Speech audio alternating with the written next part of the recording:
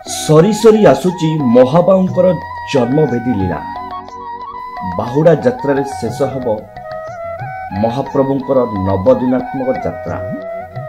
आषाढ़ मास शुक्ल पक्ष दशमी दिन होइथाए ठाकुरंक बाहुड़ा यात्रा। यह पूर्व दिन नवमी रे गुंडीचा मंदिर रे हुए संध्या दर्शन।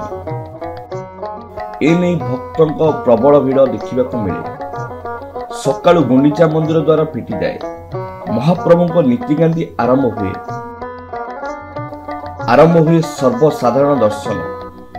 आड़प मंडप रे शेष दर्शन पर श्रद्धालुओं मनरे थाए प्रबल उत्कंठा। आड़प मंडप रे नवमी संध्या दर्शन स्वतंत्र रही। वर्ष तमाम श्रीमंदिर दर्शन कले जेतिकी पुण्य मिलता है, आड़प मंडप रे चतुर्थ विग्रह को गोटे दिन दर्शन कले सेतिकी पुण्य मिलता बोली विश्वास रही।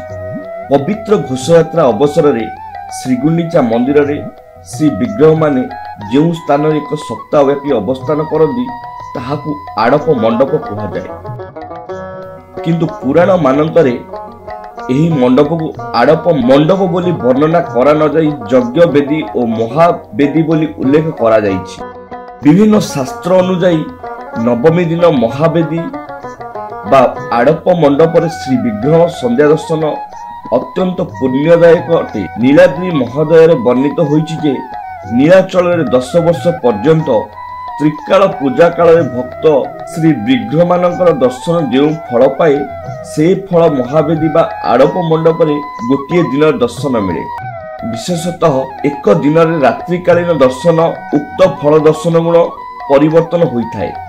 सेहीपरि जनसाधारण बहु प्रचारित नीलाद्री शतवर्षाणी आड़प मंडप दिने उक्ति को स्मरण करी संध्या दर्शन दिन भक्त मानकर श्रीगुंडीचा मंदिर रे श्री विग्रह मानकु दर्शन और दीप प्रज्वलन ब्राह्मण मानकु महाप्रसाद सेवन रे प्रयत्न करिथिबा जणा जाए। श्रीगुंडीचा मंदिर रे संध्या दर्शन बहु पुरातन समय प्रचलित होई आसी। उक्त नवमी तिथि रे श्री विग्रह मानक अंतिम दर्शन संध्या दर्शन रूपे पालित होईछि। मोट उपरे एठा संध्या दर्शन अर्थ अंतिम बोली बुझिबाकू हेबो। एही दिन ठाकुर मानकर बड़ सिंहार नीति सरिबा परे श्रीमुख रे खंडुआ पका जाई पलक माने बाहर को आसीथान।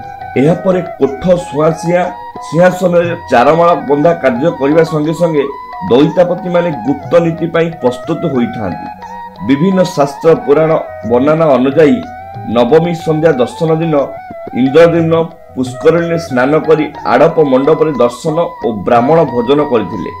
यह द्वारा कोटि कोटि जन्मर पुण्य मिलिथाए। एही कारणरू नवमी संध्या दर्शन पाई समग्र गुंडीचा मंदिर शरदाबाली अंचल रे लोकारण्य होइथाए।